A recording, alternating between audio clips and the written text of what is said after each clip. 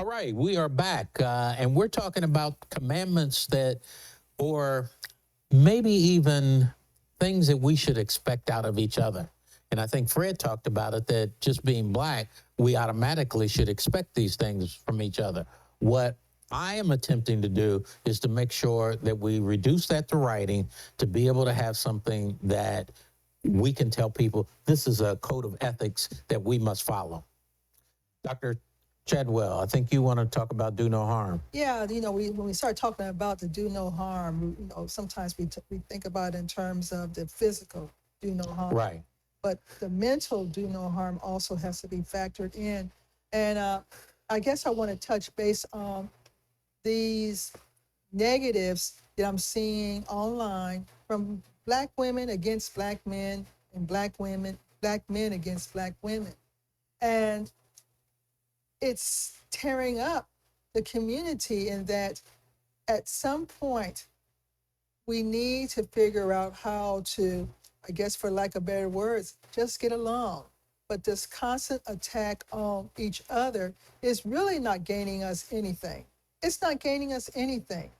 And so the do no harm really needs to be examined from both a physical as well as a mental piece. I think that's a good point. Could be more damaging sometimes than the physical. When men, I'm gonna say brothers, when comments are made that she's just too black, for me, her skin is just too black. Well, we got little girls who are dark skinned, and if they hear something, her skin is just too black, then her self-worth, or even a boy, his self-worth diminishes. So we really, they say sticks and stones may break my bones, but words never lie. We really need to do a sound check on what we say about each other. We're still dealing with that? Yes. I thought that was passed with Black is Beautiful movement. Mm-mm. So what happened? Your first one is perfect for the 60s and the 70s because we were being black. And we were being proud of it. It was the first time we were really being proud of it. James Brown. Say it loud. I'm black and I'm proud. And that was happening. Did the drugs break that up? Was it drugs? I don't think it was drugs. I think it was our society or my generation really wanted to make sure that it was not as difficult for the generation that was coming up and our kids.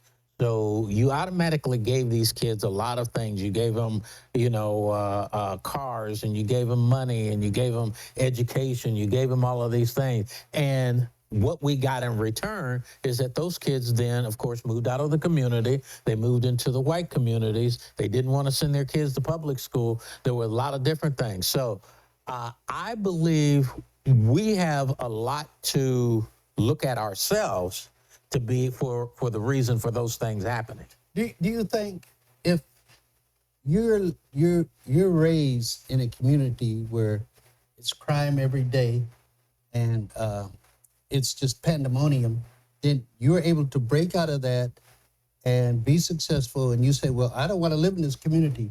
Is it wrong? Do they lose what you say being black first if they move, let's say, to another community?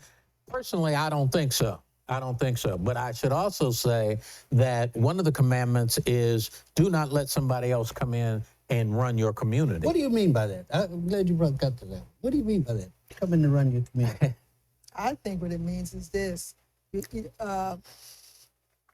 So many of our businesses in traditional black communities, and I'm going to say where the community was, known as black, we're seeing Asians come in. We're seeing Arabs coming in to where black people, they patronize it, but no one else black can get into those communities. And so I don't know. I mean, we're in San Antonio, and to be honest with you, we don't have a traditional black community where we can just drive over there and everything is black. Now, we know where the Jewish community is. We know where the Hispanic community is. But the black community has been separated. Now, I have a theory about it. There's this old saying that when there's two or more, there's a riot about to go off with black folks. So I really think that we have allowed ourselves to be spread out across the city to where we're losing sync with one another in terms of supporting black businesses, working on our inner relationships with one another. So I think that we could have accidentally bought into a programming event to where the black community was divided. It could have been a planned event, and we accepted that event, and now we don't have a true black community to go to other than on Sundays if we want to go back to the old black churches. You think the military had something to do with that here in San Antonio? No. You don't think so? You have here you have, let's say, a young brother, 18, living in the inner city of Chicago. He joins the military at 18. He does his 20. He's 38. He's getting his retirement. Now he finds another job, maybe that's similar to what he was doing in the military. Now he's got two incomes. Now he can move to wherever he wants in the city. And I think a lot of that is due to the military being here that makes it capable for them to do that. So Well, when we moved from DC to San Antonio, this section of town was the identifiable black community, okay? You can go down East Houston Street, over there near where the frat houses are located, and you had these huge homes with beautiful yards to where you said, man, I want a house like that. And when you start going back to those houses now, because of gentrification, you can't buy those houses unless you had that type of money to buy those houses. So I think, again, it was programmed because a lot of black communities were placed in areas to where you had major highways going past them, okay? So it was easy to get to where you need to get to because you had major highways. So I believe that our black communities were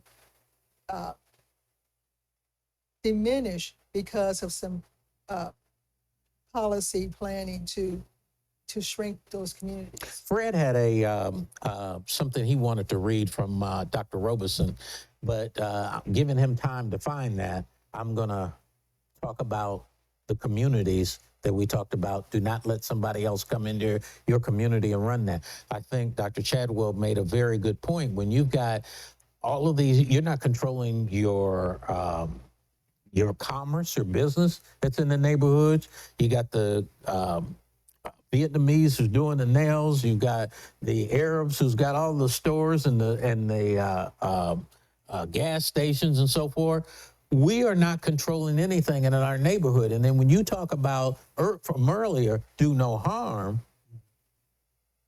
the harm that's being caused is from people bringing those drugs from outside of our community into our community. So I have always professed to the communities that I have worked with is that you have less crime and violence when the people are involved in their community. Invested into it. The problem is when those people in these housing complexes or apartments and so forth, they have no association. So people come in there. That's the place, like you were talking about in doing no harm. Those are the places I want to go where people don't care about what you do. Because to care means you're going to have some type of organization to make sure that where you live is to the optimal that it can be.